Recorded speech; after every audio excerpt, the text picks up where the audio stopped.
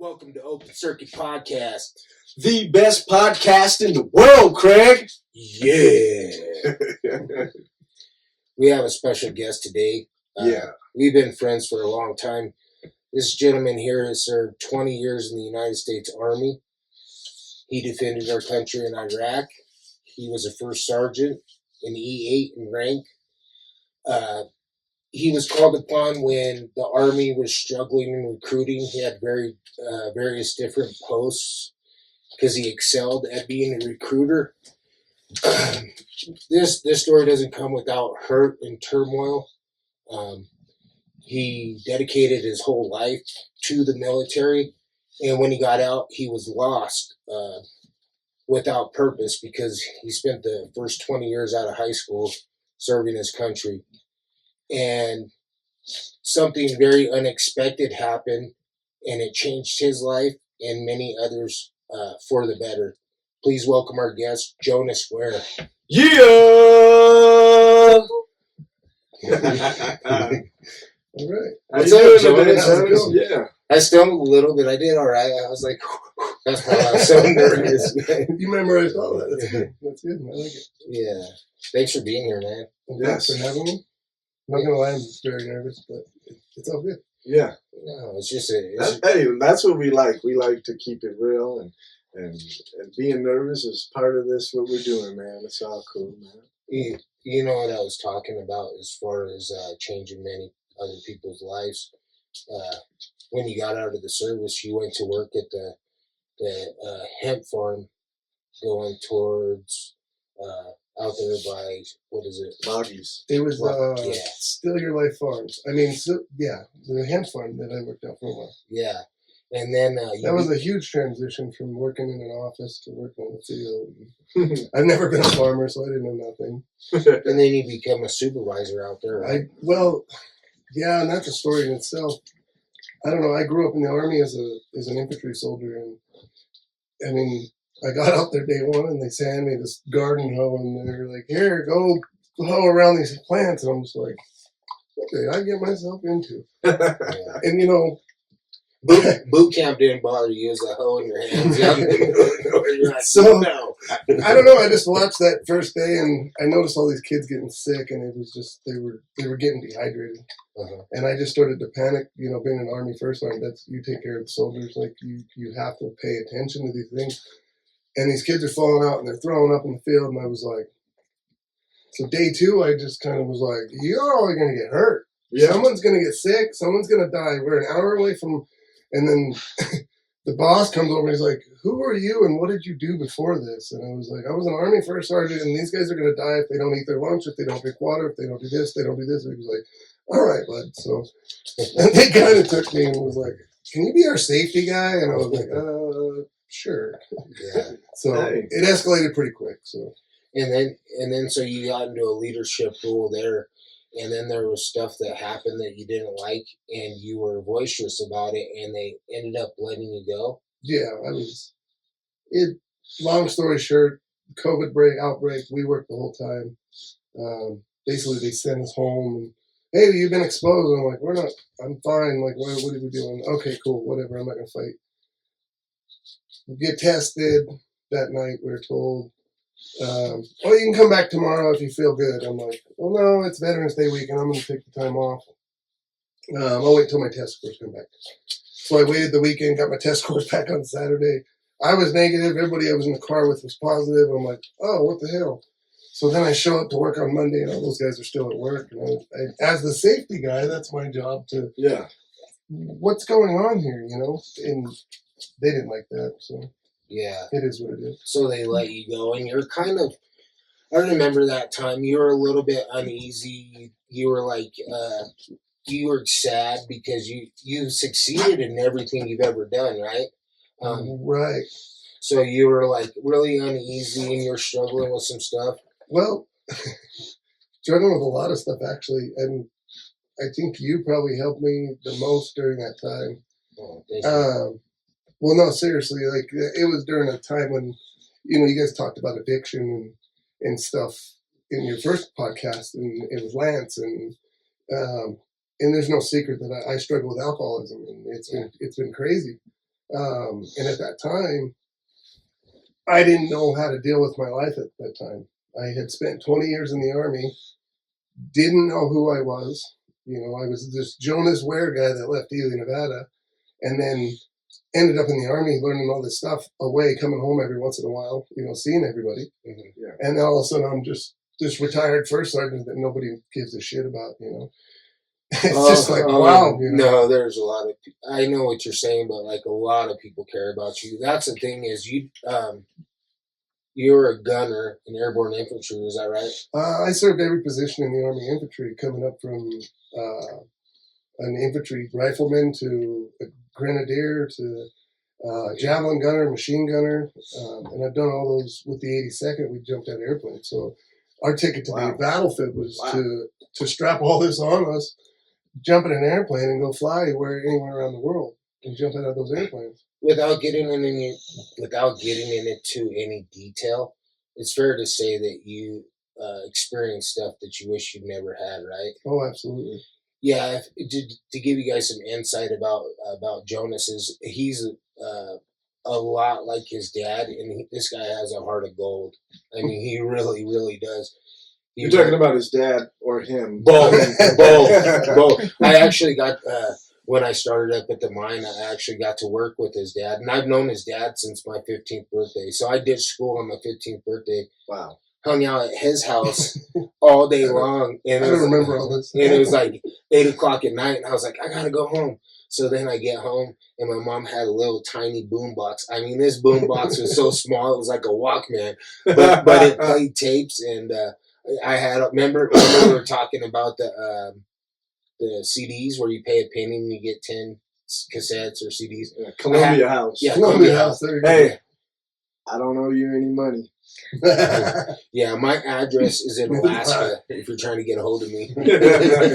So anyways, I got home and my mom had got me a little tiny boom box. So I've known these guys for a long time. And wow. And when I started at the ain't nothing like the old school.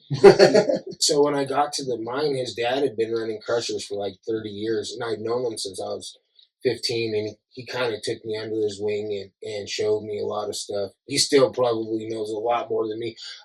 There was nights when I didn't know what was going on with some water leaking. So I called his dad and come up so he could show me where the valve was. And you're talking like 7-8 years into the job, He's just really well versed in the crusher. But anyway, so knowing these guys for a long time, knowing his heart and knowing his backstory, that's the reason why I'm not trying to ask any details or anything like that as far as what happened in the service. But I don't mind sharing that stuff. I mean, what I've experienced is it's good for me, and it's good for my sobriety to explain those things to you guys. Yeah. And I think it's at a point where I've talked to my counselor, my dad, and my wife about most of it. Mm-hmm. But the rest of the world doesn't know this stuff, except for the guys I was with. So, yeah, you made some sacrifices, I would say. And I don't feel like they're the greatest sacrifices. To me, I was just doing the job that I willingly went and done. Me, Mike, we grew up in Ely where it wasn't a good environment for the teenagers. No. And I seen that at a young age, and I said, you know what, I got to get the hell out of here. Yeah. This is bad. Yeah. And so I joined the Army. I said, I'm getting the fuck out of here. Yeah. Excuse my language. No, you're good. My girlfriend at the time, who's now my wife. Yeah, they've been together since you were like 15, right? Yes. We just celebrated 24 years of marriage. Yeah. Hang on. But she actually told me, don't do it, don't go into the service. Don't do it. She didn't want me to do it. And I lived with her at the time. My senior year, I moved in with her and her sister. My mom and dad had divorced, and I lived with my mom and said, screw it, I'm going to go live with my girlfriend. Uh-huh. And then I joined the Army and I left. And shout out to Becky Lewis. Yes, ma'am. But I never thought of it as me making a sacrifice. It was just something I did to make myself successful. I just wanted to be successful. I would say you did that. And then when I got there, I was like, oh, man, because I didn't really know what the hell I got myself into until I got there. And I was like, whoa, this is way different. And then it even got more real after training. You know, boot camp's just a tiny piece of what we go through in the service. You know, it's after that is way more. You know, then the learning really starts. You know, you go to basic training, you learn how to do patrols and maneuvers and shoot the weapons and do the fun stuff and crawl through the mud and the wire like you see on the videos. But then you get to your unit and, you know, I remember sitting in the day room, the day one we get to our unit, and they're like, who joined the Army to go to college? And I didn't join for that, but all these guys raising their hands, and I was just like, I'm just going to say you're quiet. I don't want no attention. And he says, you didn't join to go to college. Put your hands down. You're going to war. And I was like, oh, it just got real. You know? Yeah. You know, there were some choice words in there, but it was just like, oh, this is real. Yeah. And, you know, then you start building this bond with those guys that you'd never forget. That, you know, I can remember every single one of their faces, and some of the names have disappeared, but I remember them and the times we had. And it's just, I don't know, it was great. Yeah. So my first 2 years in the Army, I was in the 82nd. So our ticket to the battlefield was to on the airplane and jump out and go find the bad guys and then seize the airfield so follow-on forces could come in. Well, I got married at 19 years old to my wife. And I was like, what am I going to do now? I got this wife. I got a year left in the Army. Like, what am I going to do? So I said, I'll stay longer, you know. I just want to move closer. So we moved to, I re-enlisted, ended up going to Colorado to 4th Infantry Division. And it was a different experience, way great. It was infantry, but it was mechanized infantry. So our ticket to the battlefield was a Bradley. It's a 32-ton vehicle with a 25-millimeter cannon, tow missiles, a machine gun, and you got 9 badass dudes in the back with all their equipment. And but once that had happened, 9/11 had happened, I don't know, 2001. I moved there in 2002. I'd already re-enlisted. I ended up in Colorado, and come a year later, So your everything initial happened. your initial enlistment was for 3 or 4 years. 3 years. 3 years. Yeah, that's what I was figuring because he graduated in '99, Right. Yeah. and then so 3 years. You re-upped in 2002. I re-upped in 2001. You got to do like a year and a half or something like that. I And forget the math. shout outs to Colorado. So you had moved to Colorado. Yeah, and so with your me, family. the Army had sent me and my wife. You know, it's funny because we flew powder out to North Carolina to help us drive to Colorado. Wow. It's because they moved us to Powder. Yeah. Scott. Yeah. Scott. Big Scott. Shout out to Powder. Yeah. That's my boy, man. Yeah. But we flew him out to help us drive and move to Colorado. So me and my wife moved there. We lived there for about a year. Finally had got housing on post. You know, life was good. And then we got the call and said, hey, you're going to war. When you were in Colorado. When we were in Colorado. That was January of 03. So you had been in the service for roughly 3.5 years at the time, huh? Yeah. That would have been about, because I joined in July of 99. So roughly about 3.5 years. Is that the right math? Yeah, something like that. But anyways, so we get there. We finally get orders to Iraq, and we're, hey, you're going. I was like, oh shit. I looked at my wife and said, I'm sorry. And then I called my parents. You know, that was rough. But we ended up in Iraq April 7th of 03, right after the invasion. So politics, the whole nine. 4th Infantry Division, if everybody knows, the boats got stopped. They wouldn't let them come in. Turkey wouldn't allow us to use their land to get to the north of Iraq. So they turned our boats around and sent our equipment back to Kuwait. So we ended up there about a month late after the war had started. Wow. And then once our equipment got to Kuwait, we ended up taking our Bradleys to Baghdad, all the way up into Baghdad, and then we dropped our Bradleys off, and then we took off into the distance and moved from north of Baghdad to Salalah to the Iran border to just small little foreign towns all over eastern Iraq. And then we finally moved over by Kirkuk, which we had taken a foothold in northern Kirkuk, the Kirkuk airfield. And then we moved outside of, which was Al Hawija. So we lived in Al Hawija. We took over an Olympic gym there.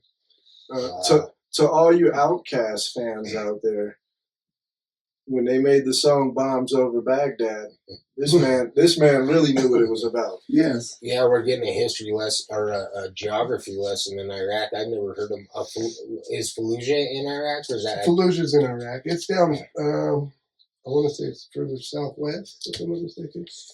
Yeah, I think I got lucky and I missed that part. I think when we had a barbecue, I think it was on Veterans Day when you come over to the house. You were giving me a little bit of a history lesson as far as the culture over there about like 10 men riding in a 2-seater truck with all the women in the back of the truck. That's how they would ride. 10 men to the cab, and you're talking a little Isuzu, man. You're not talking like a full size F-150. Like what? You remember them little Isuzu like Toyota pickup, but that's Generation 1? That's how it is when you get there. They would have like 10 people, like a goat under their legs. Oh, wow. Yeah, it was a trip. Yeah, and the back full of grain and like all the women sitting in the back. I guess I wanted to ask this question because I know you talked about for your sobriety. And was there a lot of drinking going on in it? Oh, absolutely. And not that it was condoned by everybody, but you know, in life, when you work hard, you play hard. Yeah.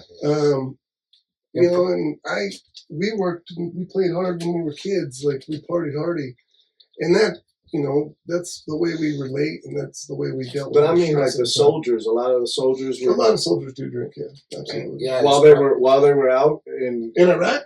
Yeah. Oh no, okay. Absolutely not. I always wondered that. You know, you see the movies where the guys are like, one dude's rocking around him, and he's like, yo, drinking and got no shirt on and stuff. Not at all. Not when you were working. So like after you got off of work, did you guys drink? Let me clear something up. When you're in the Army, it's like a 9 to 5 job, unless you're going to the field. So the Army says, hey, you're going to go out to the field for 30 days to play Army.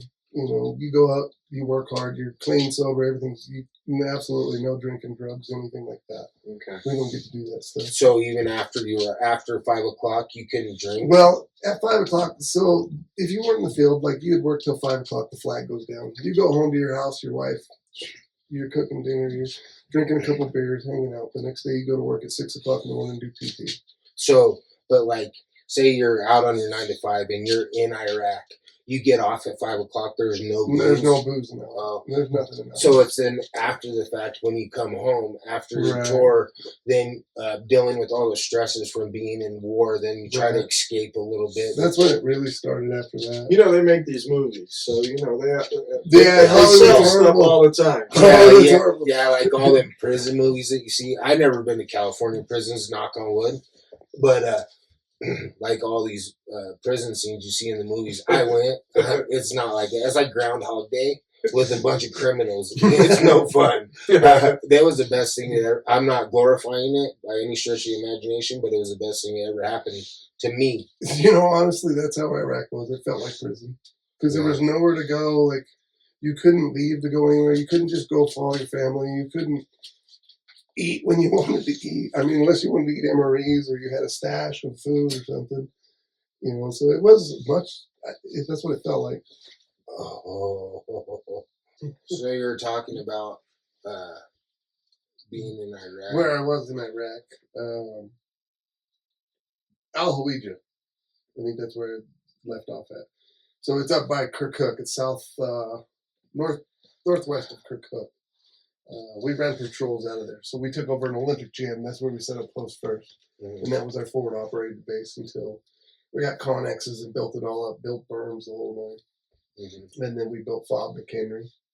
And then we did operations out of there until we left in March. So our battalion headquarters was actually up at Chemical Ali's house. So they took over his whole compound, and that's where our battalion headquarters was at. So they would send us on R&R up there and let us go swimming. Order chicken from the locals. It was at a compound? It was like a big mansion, basically. Like, was it nice? You've ever seen the movies where you're like driving up and it's just rows of trees and you can just see the mansion at the end now? It's all vegetated and super nice. Yeah. You can tell they spent a lot of money. He's an oil tycoon. Indoor pool and everything was cool. Yeah, he's probably oil tycoon, something like that. I think we had an outlook on him. I don't know. Or was he just a tyrant dictator that... I don't know. I just heard the name a few times. I didn't keep track of all those guys. Yeah, so, no. So I left in March of '04. I came back. I turned 23 in Iraq. I was the oldest in my squad. Out of 8 men, I was the oldest. The rest of them were all under 21. Whopping 23, and you're the oldest. Yeah. Thank you for your service. Yeah. Thank you for your service. Thank you. I came back. So when I came back from Iraq, everything was great. There were no issues. I loved the Army. The Army was great. I ended up staying in the Army longer. I did really well. I wanted to go be a drill sergeant, but they said no. The Army had other plans for me. And they sent me to be a recruiter. I ended up in St. George, Utah, so I was only 3.5 hours from home. Nice. So, and you love St. George, didn't you? I loved it there because I was close to home, but the job was really tough. So if you don't know, recruiting is a dog eat dog world. Yeah. It's tough. I don't know what to call it without saying the wrong word. Well, let me ask, since you're saying that, what if you were gonna have anybody who's out there who's thinking about going into the service, what would you say to them? Now, especially now that you're not a recruiter, what would you say to them? Do your research. Ask your questions. Any questions you don't ask, you obviously can't answer them. Right. Which I struggled as a recruiter. My first 6 months, I was horrible. I couldn't talk to people. I was an introvert. I was a war killer, man. I wanted to go jump out of planes and hunt bad guys. Were you honest to a fault where it hurts you? I think to an extent, but then I think people started realizing the realness there. Yeah. In the infantry, we're very upfront. It's within inches you could die. So, or centimeters sometimes. I had a really good friend of mine who was my roommate, got shot in the back of the arm by one of our friends on accident in a training thing. And we've done it hundreds of times, but we were on a live fire exercise and he ended up getting shot in the back of the arm. That was it. So you started recruiting in St. George in '04? That would have been October of '04. I ended up in St. George, Utah. And then I stayed there until, when did I leave there? April of '09. I ended up in Meridian, Idaho. Wow, you were there in St. George, stationed in St. George for that long? For 4.5 years. I traveled to Beaver, Utah, Cedar City, the whole back mountainside. Mm-hmm. I put a lot of people in the Army. Nice. But after that first 6 months, I think the honesty, people were like, okay, this guy's authentic. He's authentic. We're not, if I asked them a question, they were like, is it a suck? Well, yeah, of course it sucks. There's certain aspects to the Army that suck. Being cold and wet and dirt, it's not fun. Well, you're asking people they're giving up their freedom and their That doesn't sound fun being dirty. No. And cold. Cold is the big one. Dirty's okay. It's just cold.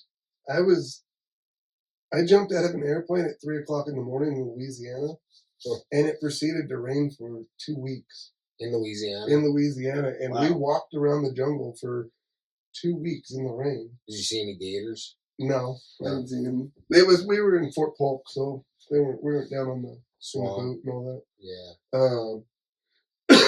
But I remember sitting on my rucksack that's about the size of this chair, and I had a poncho, and I slept. I literally slept like this for, I don't even know, until the next morning, but rain, and I had water just pouring down me, and I was like, what did I get myself into? This is horrible. Oh, man. And then we got up and we had to walk and leave again in the morning. And, I mean, you're training for war, so you only have limited food, so you get to eat MRE in the morning. Sometimes you get hot chow, if you get lucky, but it's all for training. So you're doing food deprivation, cold deprivation, you're soaking wet, and most people quit. Like, you can't.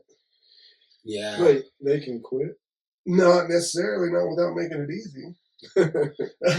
But that's what basic training and job training's for, is to weed out the ones that aren't going to make it. I see what you're saying. To make you a little bit more callous. Right. And for me, as an 18-year-old kid, I was an ammo bearer at this time. So I'm on a machine gun team. We got a 240 Bravo with the ammo, with the AG, the assistant gunner. The ammo bearer, which I carry all the extra ammo so he can shoot more ammo if he runs out. And then I got a javelin gunner. So I'm a 4-man team. So the whole time I'm sitting here, if I fall out, like, I'm screwing those three guys. So it's just in mind over matter. You just keep moving, keep moving, keep moving, keep moving. Wow. Yeah. No bad, it sucks because you're not the only one that's sucking. So you just have to really suck it up. Yeah, because everybody else is relying Right. on you. Yeah. Right. And you grow really fast as a man. Yeah. What would you say your favorite post was? I love them all. Yeah. Honestly, every place I've ever been stationed I've gotten the good out of it. Yeah. Yeah. Meridian, you're in Meridian. I love Meridian, Idaho. I got to be with my buddy Arlo. Yeah. I spent 2 years with him. And what's interesting, he didn't think I was coming because I quit drinking, or he had quit drinking, and he was like, "Hey," I got there, and he shows up, and he's like, "I don't drink anymore." I'm like, all right, cool. I don't care about that, you know. Yeah.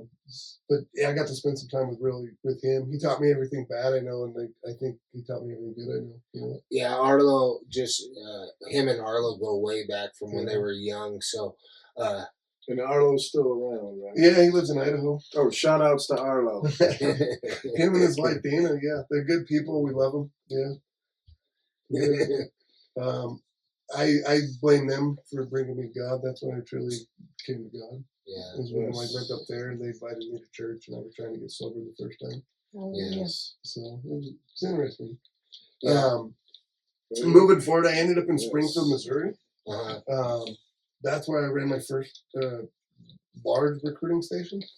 I had like 12 recruiters, and it's just a lot of moving parts. And then the Army transition, and then fast forward to that, I ended up in St. Louis, Missouri, running the MEPS. So if you don't know, when you join the military, everybody goes to a military entry processing station. Doesn't matter what branch you join, you have to go to that MEPS. Yeah. Well, I was the Army liaison for the St. Louis MEPS. So everybody that came in the Army went through me. It was a big responsibility. In over 2 years, I put over 5,000 people in the Army. Wow. Yeah. I was responsible for that many contracts. So it's fair to say that you were one of the best recruiters in the Army. That's any MEPS is doing that, though. Yeah. It's at the top tier. Your recruiters do the work, and then they send you to them. But we work hard for those guys because they're working hard to find the people that want to join.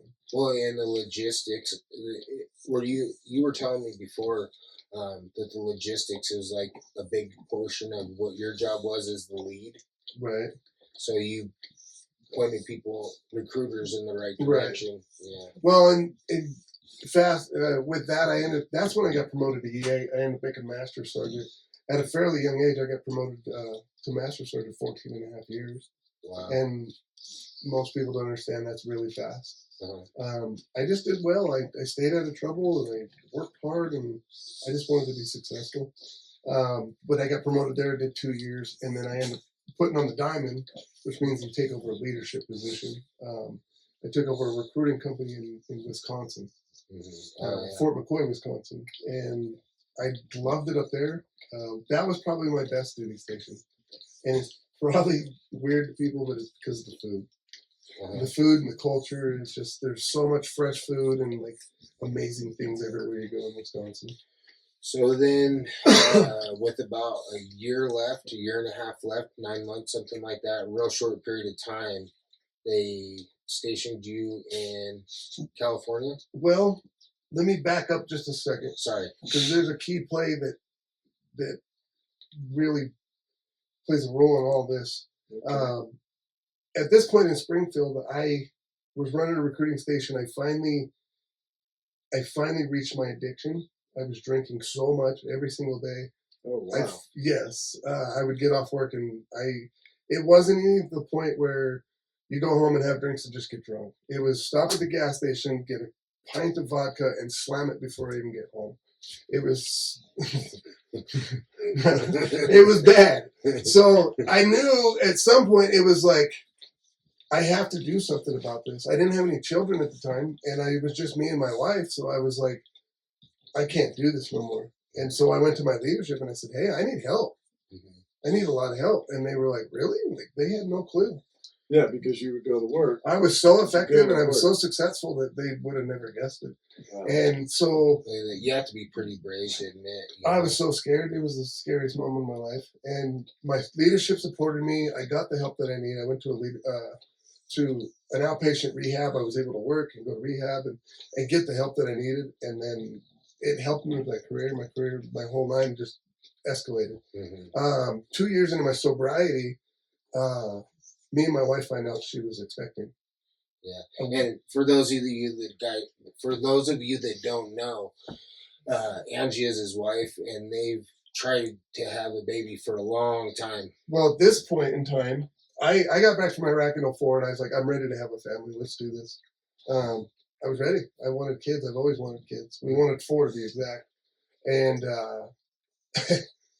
we went through fertility clinics. We went through the whole nine. And then we moved to St. Louis, and we started looking at adoption. Well, it's funny.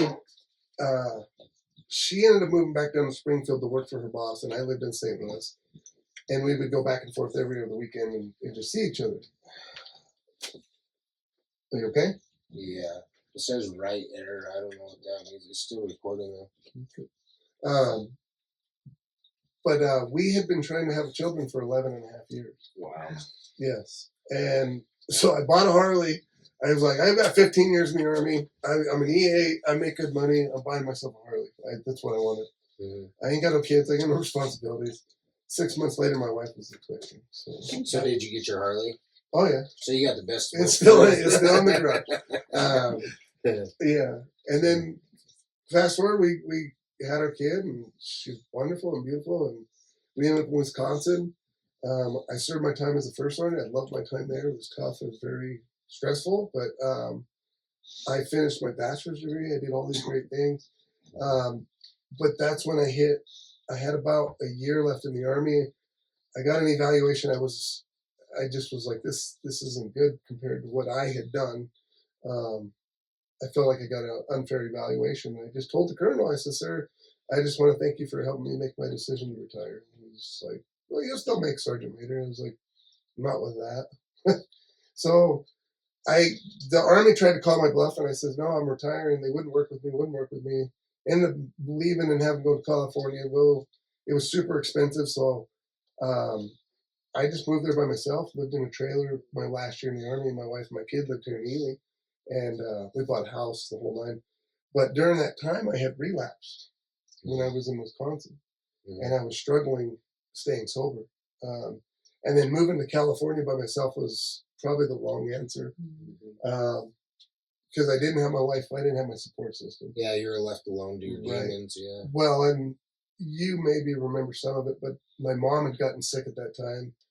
Went downhill very fast. Her twin sister died in, I want to say, March or April, and then my mom ended up dying in October. I want to say September, October. Was really tough on me. I'm living alone in a trailer in Southern California, trying to finish up my Army career, and I'm just trying to stay sober, and it just wasn't working. But I did. I made it through it. Thank the Lord, I made it through all that.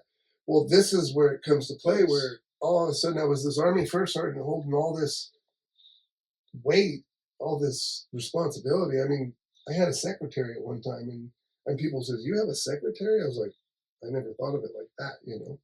Like, I guess I'm that privileged to have a secretary. Like, I didn't think of it like that, you know? But the Army did that for me. And now I'm home. My VA wasn't working out. I wasn't getting paid.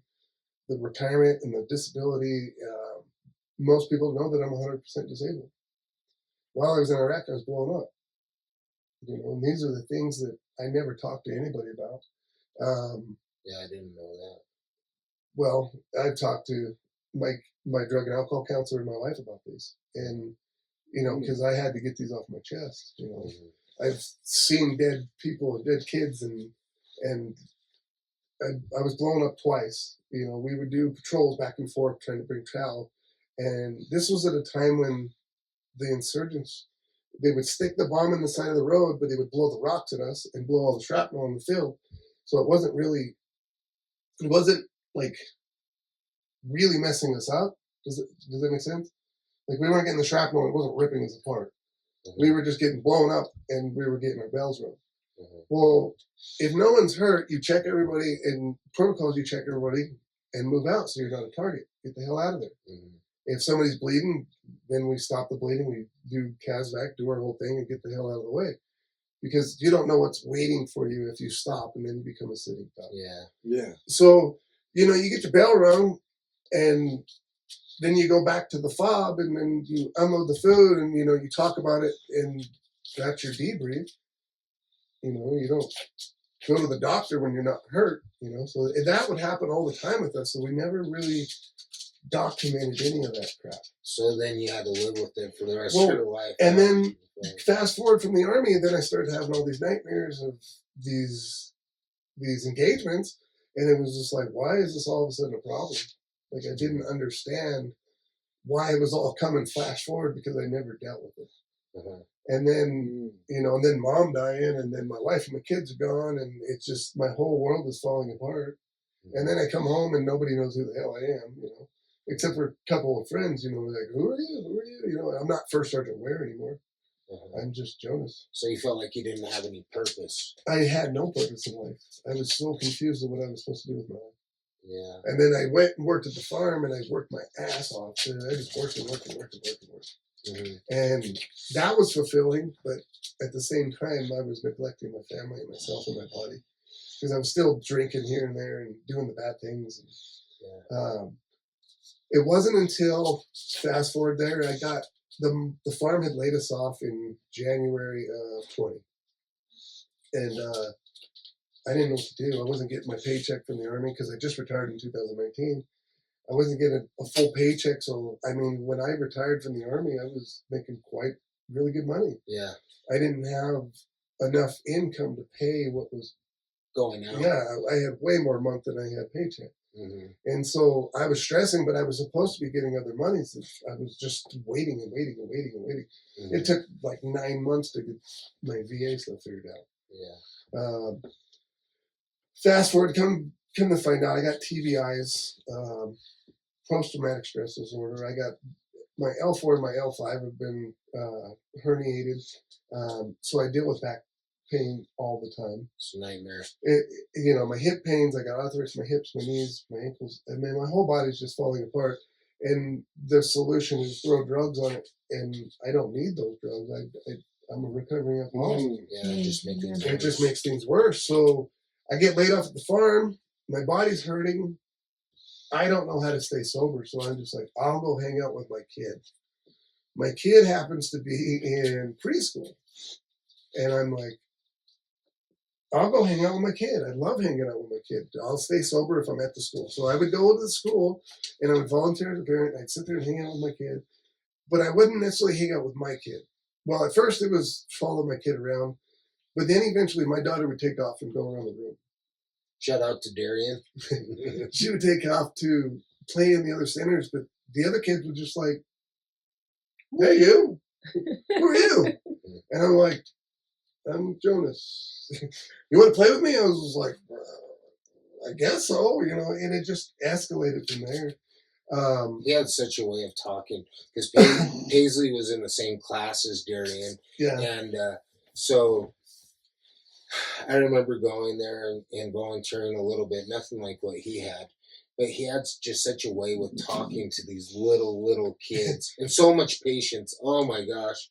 He can't emphasize how much patience this guy has. Well, I started playing with kids, and it was cool. Well, the ladies in the class, the teachers, Miss Albers, and Kathy and Kim, and it was just, they were authentic to me. I don't know, there was something about dealing with the kids that they weren't judgmental towards me. They were just themselves. And struggling coming from this first sergeant position and this grown man, I noticed coming out of the Army, every man that looks at you, you feel like you're being sized up. And I'm just like, why are they sized? In the Army, you don't do that. You're just, that guy holds that rank. You're going to act how you're going to act, But in the free world. But in the free world, is everybody's trying to size you up. I'm like, why is everybody trying to size me up? And I'm 6'4", so yeah. It's just like, I'm not that guy. Like, and he punches hard, I promise. But I struggled with that. Struggled with adults and working with people that were just being lazy, just to be lazy. And the kids were just genuine. They wanted to be there, and it was fun hanging out with them. But then the other ladies that I was working with, they were like, hey, do you know anybody that wants to substitute that has a degree? And I was like, well, I don't have a job. I'll substitute. I have a degree. So I started subbing. Fast forward, March, they picked me back up at the farm. So I went back up at the farm, and then COVID had hit. So there was no school. Um, Fast forward to the end of the year, about November timeframe, I got fired. So then I went back to substitute. So I'm substituting science classes, hanging out with every grade from kindergarten to fifth grade. And it's cool and all, but it's just not what I wanted to do. And I wasn't enjoying being around the older kids. That's where I struggled. And not that they're bad or anything. It's just, I think and now I know it, but as a teacher, you find out what your age group is. Like, there's teachers like, no, there are so many people in this school district who are afraid of my kids. It's not even funny. But I wasn't afraid of them. I don't know. I just thought it was cool. So then you fast forward. How much longer did it take before? So one day I'd substitute and I'd come past the pre-K, the preschool classroom, and I just poked my head in to talk to the teacher and just say hi, just to show some respect. Say, hey, how you doing? How's class going?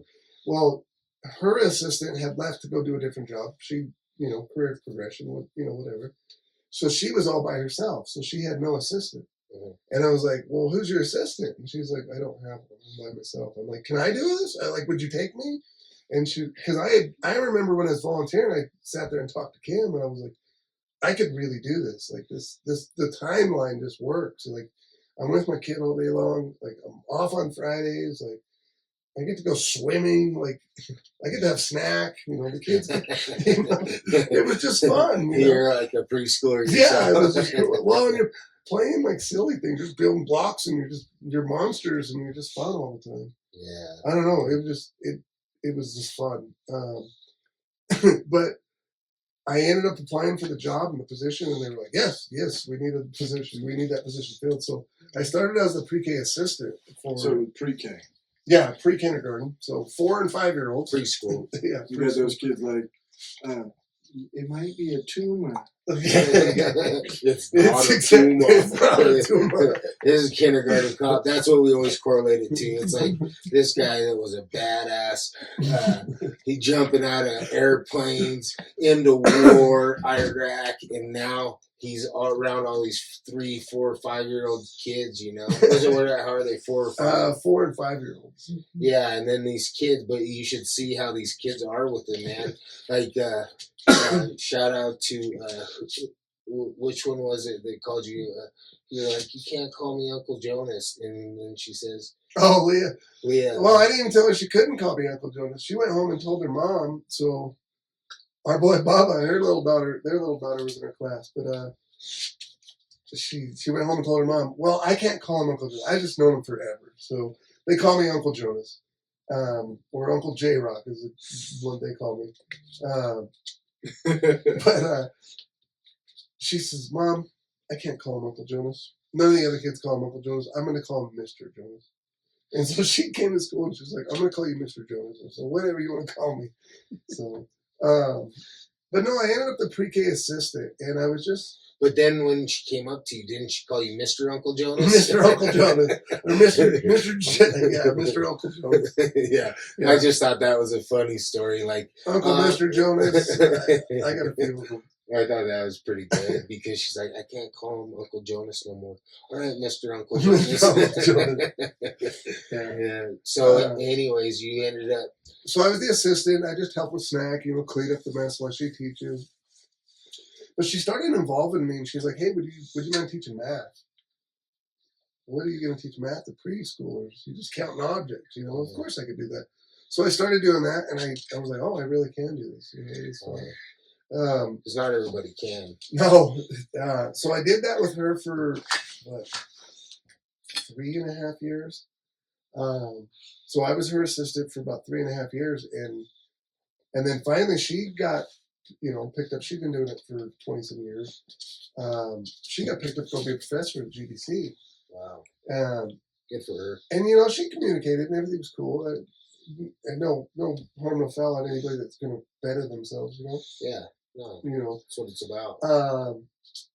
So at first they didn't know what they were going to do, and the superintendent had sat in the classroom and was talking about it, and she gave him some options, and we had talked about it, and I was like, well, I'm okay with doing it. I know I got to go to school and there's things I have to do, but I think I'm in a place in my life where I think I can handle this. So I was like, yeah, I'll do it. Well, the superintendent was like all about it. And I was like, really? Me? Like, of all people, like, they were all about it. They were like, no, the program, Jenny speaks highly of you, this is what we got. And then we had another helper, Ginger Jensen, who was a teacher's aide. And she moved up into my position, and then I moved up in the teacher position. So for the last 2 years, I've been the lead teacher, going to college, and writing the curriculum and leading the class. But Ginger has also flourished with me too. So we've been able to become this dynamic team within the elementary school that is the way it changes. Shout outs to Ginger. Ginger, yes, she's my right hand man. Yeah.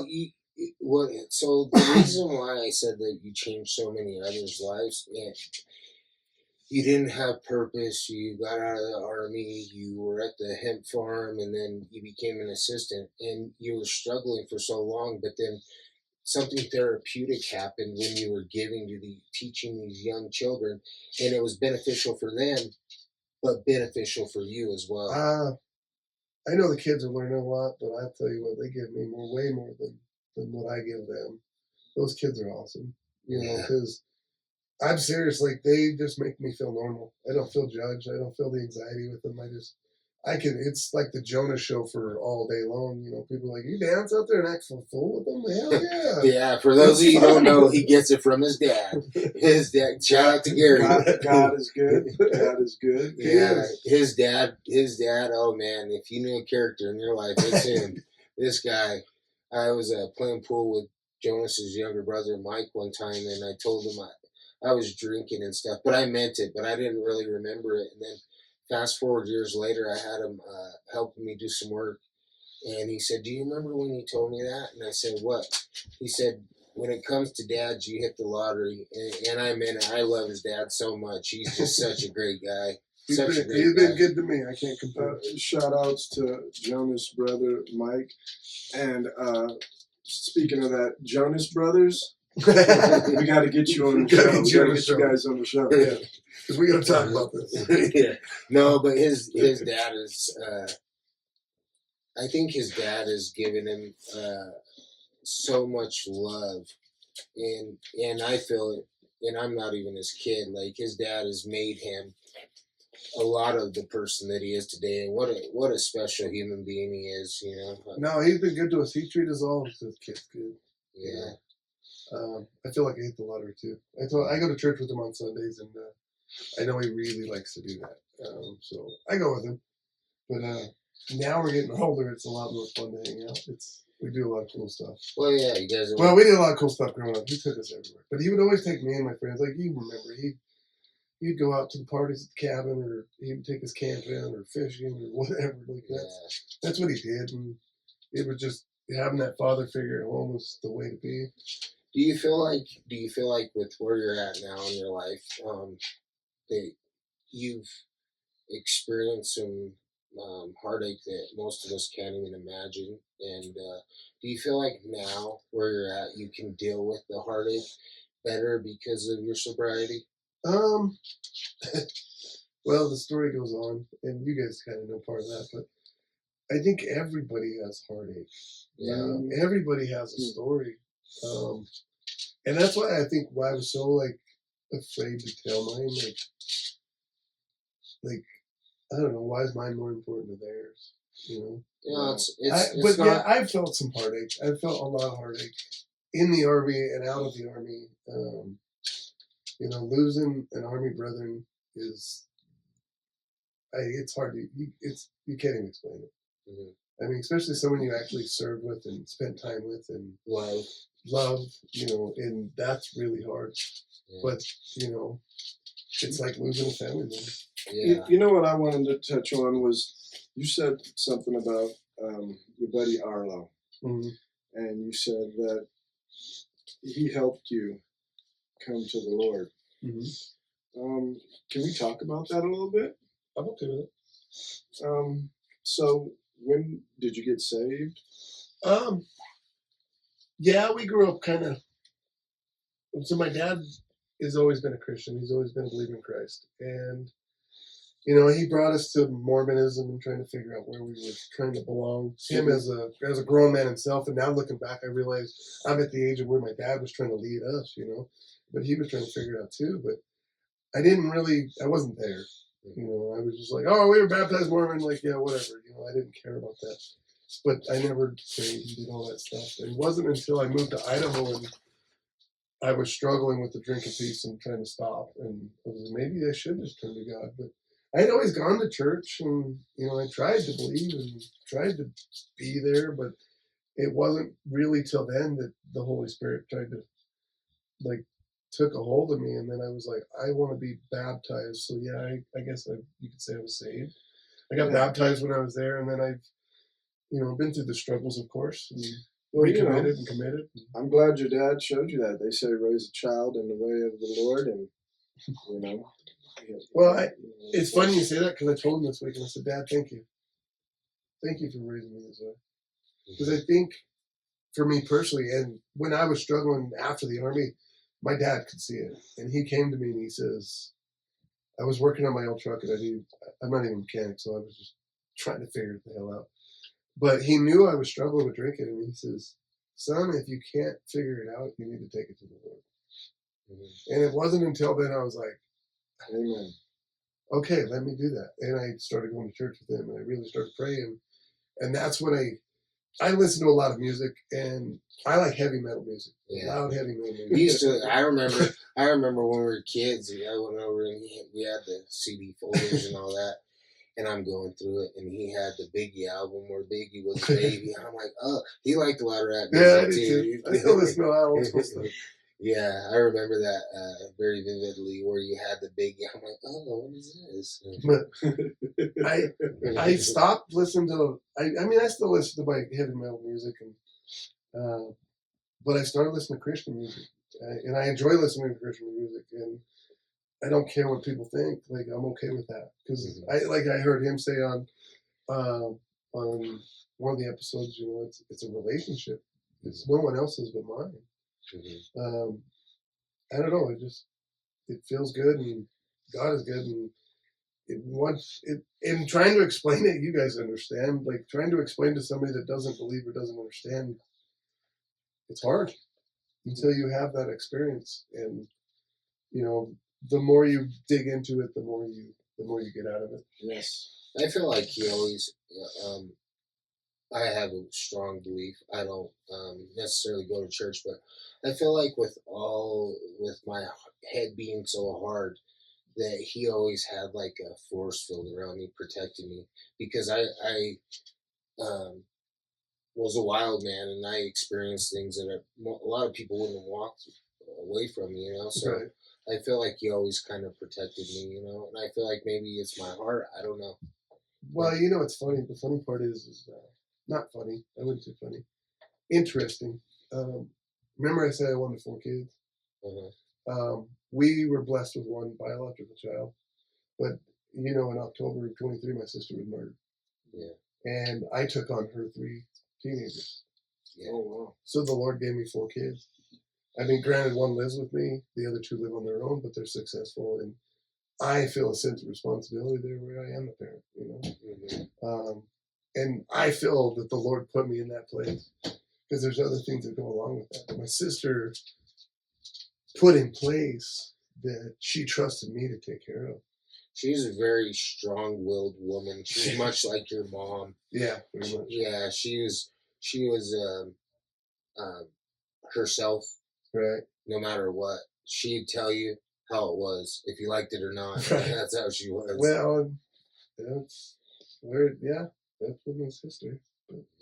But I feel like going back to what you said, being a follower in the Lord, like, why did I retire at 20 years? Why did I retire? If I was still in the Army and my sister was murdered, like what would that look on my family? Like, with my daughter and my wife, and if I wasn't down the street, if I wasn't here to support my dad, And I feel like the Lord had lined those things up. So I don't know. People may call me crazy, but I don't know. I feel like, honestly, you've been a leader everywhere you've ever went. Maybe it's not by design, but I feel like maybe it is by design. I don't know, but I feel like you've been a leader in every aspect of your life, all the way you got into recruiting. Maybe it was a couple years after you were in recruiting, but you were a leader in that. And then you get out of the army and you become a supervisor at the hemp farm, and then now you're the leader of all these small children. But I feel like you're like the matriarch almost of your family, where Nice. That's a good word. I feel like you've just been a leader your entire life. And maybe maybe you're not like, we're going to charge, we're going to do this, we're going to do that, but it's by example. Right. Yeah, I feel like you're a good example of a leader too. I really feel that way. So, and I know that some of the story, I don't know all of it, but that's why I wanted to have you on, because I was just texting you, asking you, and I would tear up because I just feel like it's such a good story and it's really special, man. Yeah, this is a really good show today, and I'm glad to have you on here and to talk about some stuff like that. Because a lot of times we talk about a lot of goofy stuff, and right. And I do want to ask you a few little.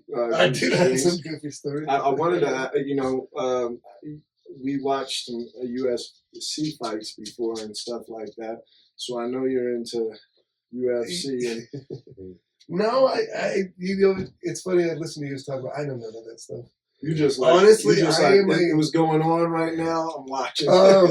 No, Mike had invited me over. I was really there to spend time with Mike. But I'm not a UFC fan. I don't watch football. I don't watch basketball. Let me tell you a story. I literally work my life away. Let me tell you a story about when we were in high school.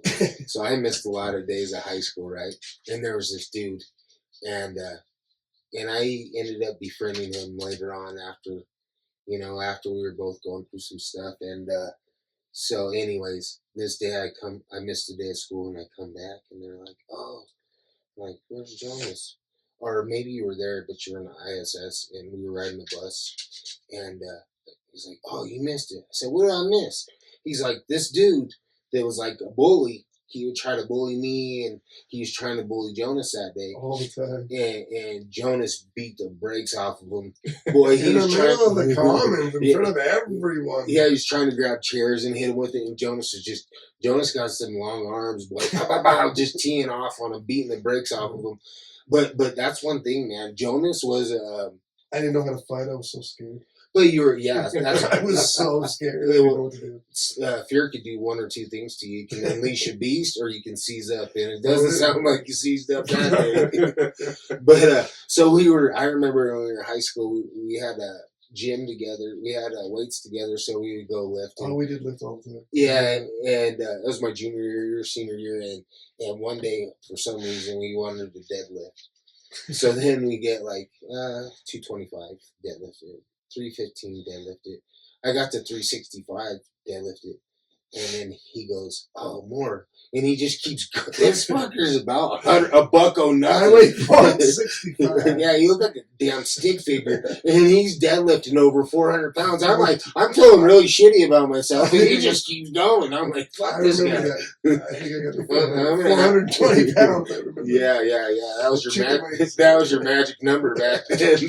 No, it probably still is. But I was like, I need to find a new lifting partner. This son of a bitch. I didn't know what I was doing then either. Yeah, no, it was pretty good though. I was just like, damn, when is this guy gonna stop?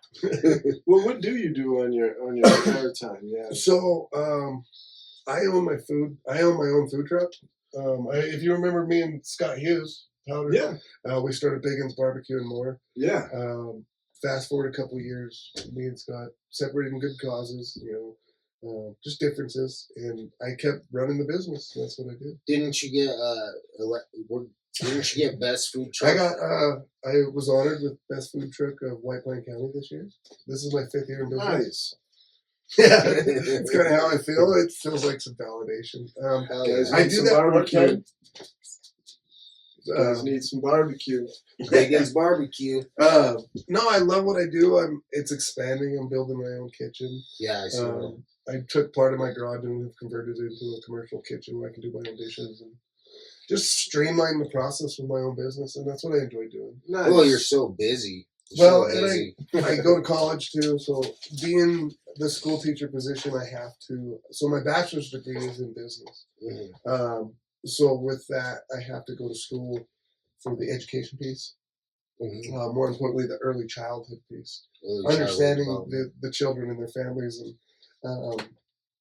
so I'm kind of going after my second degree. Nice. That's not bragging. He's like, yeah, well, I'm deadlifting 420. I have actually enjoyed this school though. I enjoy learning how to teach the kids.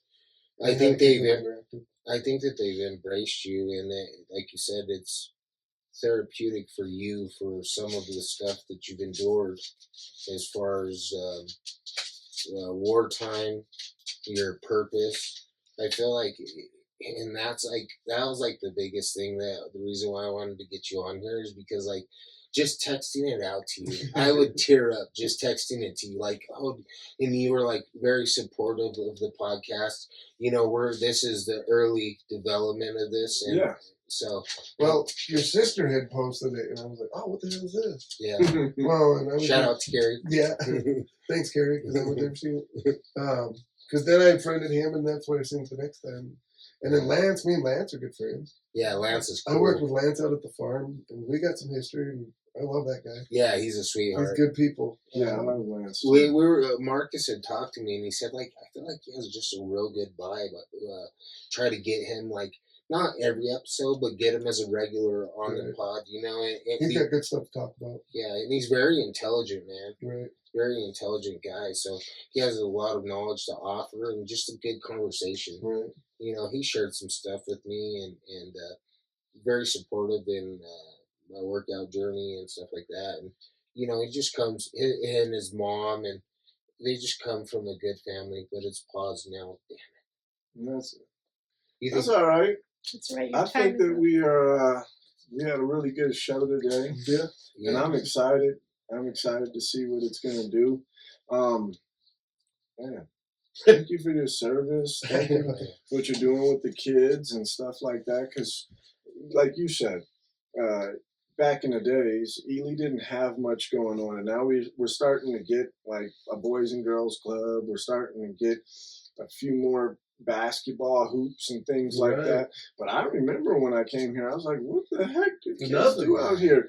And it was like, go to the mountains and get drunk. Right. You know? Yeah, he was about ready to say, when we were kids, we had that arcade for a minute, but that poor guy couldn't even stay in business. No, that was Jay's dad. Jay's dad, yeah. He couldn't even afford to stay open. Shout out to Jay Patrick. And I was a young man, so I was just like, so everybody's just, you know, getting drunk and having sex, and that's just the life. And then go to work at the mine one day when you click in, and that's just it. Nothing against the mine. No, the mine. That's a great job. That's how I was raised. I'm just saying that we're getting more opportunities nowadays. There's more jobs. Like, you know, they have the wind farms. They've got, you know, things are starting to grow here. The wheat farm.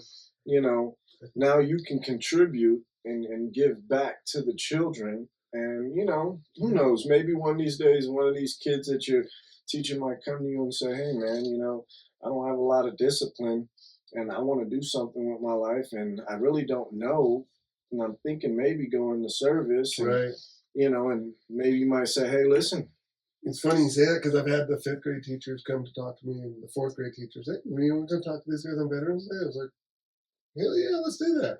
Yeah, I feel like the mine, you know, the longevity of the mine has brought a lot of stuff to this community, where people would be hightailing it out of here, where they're developing more here. And it's because, you know, and it's good and bad, because it raises the rent and the mortgages and all that. We know that, but the development of White Pine County has excelled because of them in a lot of ways. And then some ways they'll hold it back because they don't want, you know, big companies coming in.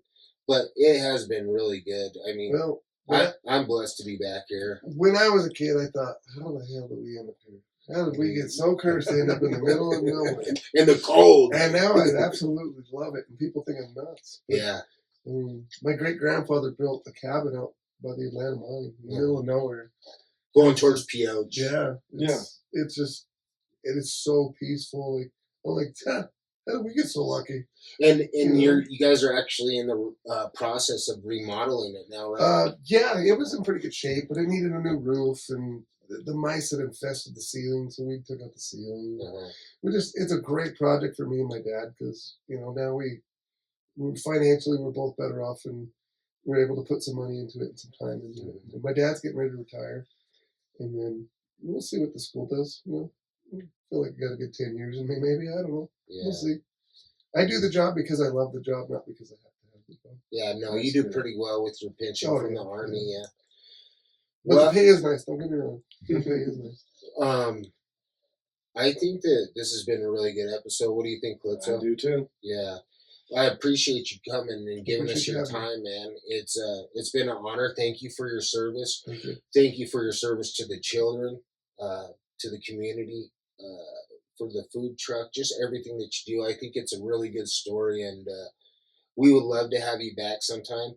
Hopefully we're going to iron out all the kinks where the audio is good all the way through. This is the infant stages right now, I think. You guys are doing good stuff.